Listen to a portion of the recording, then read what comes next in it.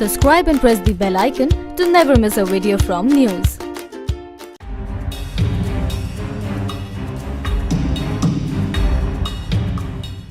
At least 10 people have died after a four-story building collapsed near crowded Sarvate bus stand in Indore after 9:15 p.m.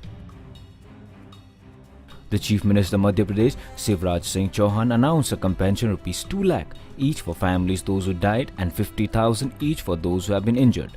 According to the report, the building collapsed and the heavy vehicle rammed into it. NYOOOZ Desk.